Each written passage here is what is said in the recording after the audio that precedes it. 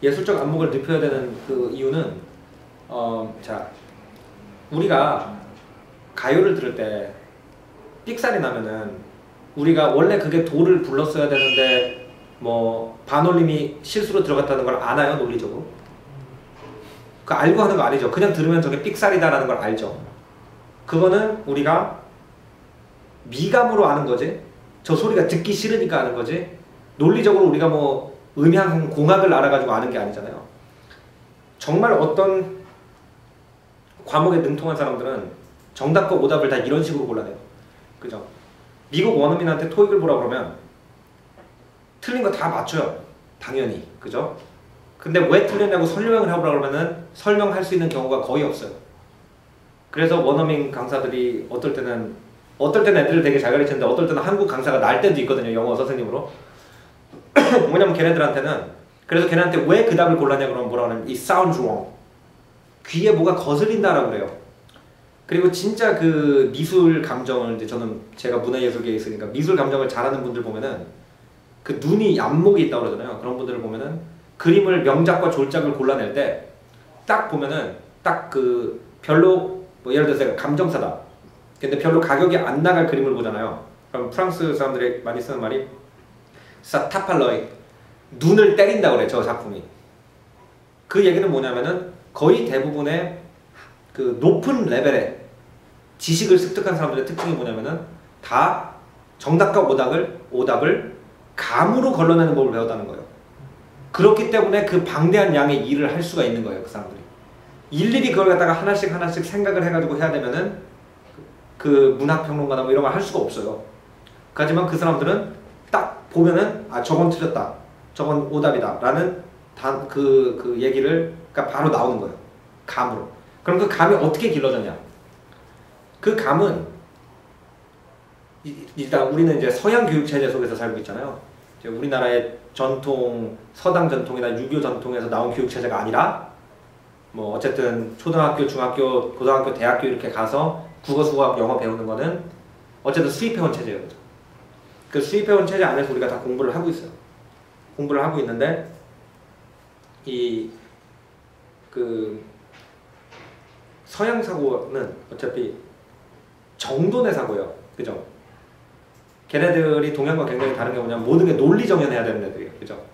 그거는 걔네들의 고전 음악도 마찬가지고 걔네들의 고전 문학도 마찬가지고 모든 것이 논리 정연하고 일괄적인 시점을 가지고 있을 때 그걸 뛰어난 문학이라고 그러고 뛰어난 미술이라고 그러고 뛰어난 음악이라고 그래요.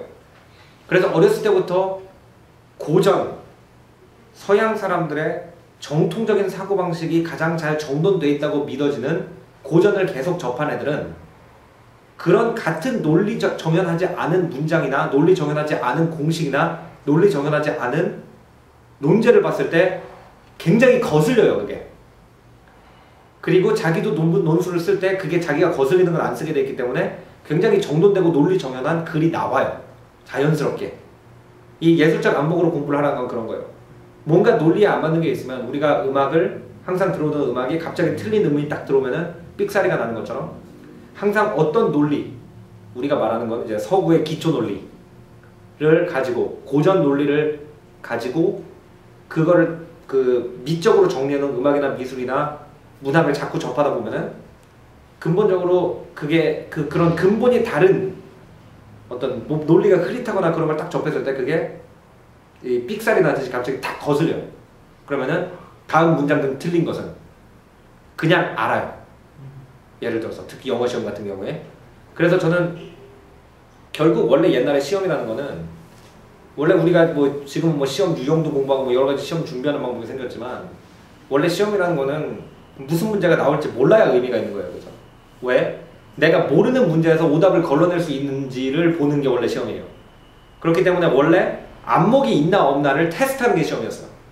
시험이란 건 원래 왜 대입 시험도 어느 정도 안목이 길러진 애들을 뽑아서 더 교육을 시키자. 그죠?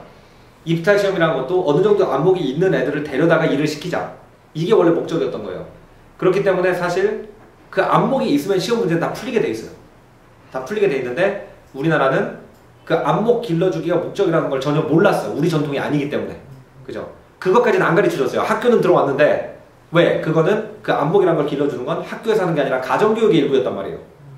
그래서 예를 들어서 우리나라도 서당에서 30%를 가르쳐주면은 집에서 그 서당에서 가르쳐준 걸 어떻게 써먹어야 되고 사람들과 관계는 그걸 통해서 어떻게 유지해야 되고 공자님이 어떤 말씀을 하셨으면 그게 어떤 의미고 그 70%는 가정에서 커버를 해줬죠.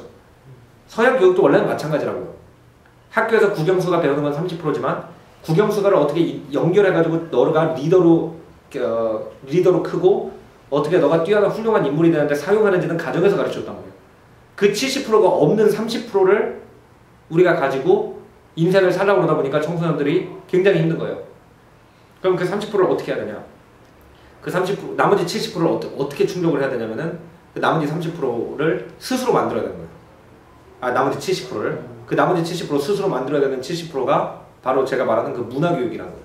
그래서 그 문화라는 걸 우리는 그냥 교양이라고 생각을 하잖아요. 어디 가서 폼 잡고 어디 가서 나는 뭐 오늘 오페라를 뭘 듣고 왔고 뭐 뮤지컬을 뭘 보고 왔고. 그런데 그 원래는 문화라는 게 그 터전을 간다는 뜻이에요. 원래 컬처라는 게 아그리컬처 그럼 농업이라는 뜻이잖아요. 컬처가 땅갈기라는 뜻이거든요. 그러니까 머릿속에 땅을 간다는 거예요. 땅을 갈아서 씨가 뿌려지면 거기서 내 지식에 싹이 틀 수 있게 그 기초를 만들어주는 게 원래 문화였던 거예요. 근데 우리는 그 문화를 안 간 상태에서 위에다 씨를 뿌려버리니까 바람이 한번 불거나 비가 한번 오면 다 씻겨져 나가서 애들이 계속 씨만 계속 뿌리는 거예요. 그게 주입식 교육이에요. 심어지지 않는 씨를 계속 뿌리는 게 주입식 교육이 딴 게 아니에요. 근데 왜 우리가 주입식 교육으로 갈 수밖에 없었냐면 땅갈기를 안 가르쳐줬기 때문에 그런 거라고요, 사실은. 그렇기 때문에 기초 문화에 굉장히 충실해야 된다. 근데 기초 문화를 갖다 아무거나 하면 되냐? 아니다.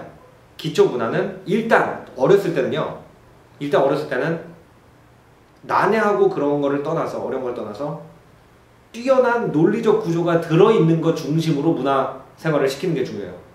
예를 들어서 빅토르 위고 같은 경우에는 그 시를 쓸 때도 뭐 예를 들어서 음절이 12개로 한 줄에 12개로 무조건 맞춰져 있어요. 그런 굉장히 단조로운 어떤 논리 정연한 거에 익숙해져야 된다. 애들이 어렸을 때부터. 모차르트의 음악이라든지. 그래서 그런 시험을 내는 사람들 아니면 이 학과목을 만든 사람들 결국 서양 석학들과 같은 취향을 가지게 되는 게 굉장히 중요해요. 공부를 잘하려면. 그 같은 취향을 가지게 되면은 그 사람들이 왜 이런 문제를 냈고 어떤 답을 요구했는지가 다 알아요. 자기가 본능적으로. 같은 입장에서 같은 시각으로 보는 거니까. 그래서 어렸을 때 문화생활을 굉장히 많이 해야 된다. 그리고 그 문화생활은 가정에서 자연스럽게 우러나와야 돼요. 그게 삶은 여기 있고 문화는 여기 있으면 안 돼요. 그죠? 문화는 자기 자신의 성향이에요. 결국 끝에 가서는. 자기 성향이 바뀌어야만 자기가 문화인이 되는 거예요.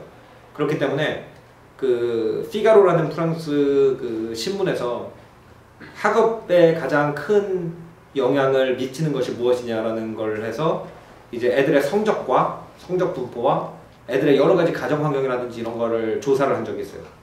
그랬더니 처음에 이제 IQ랑 한번 테스트를 해보자. 머리 좋은 애가 공부 잘하면 당연한 거 아닌가. 그랬더니 별 관련성이 없던 거예요.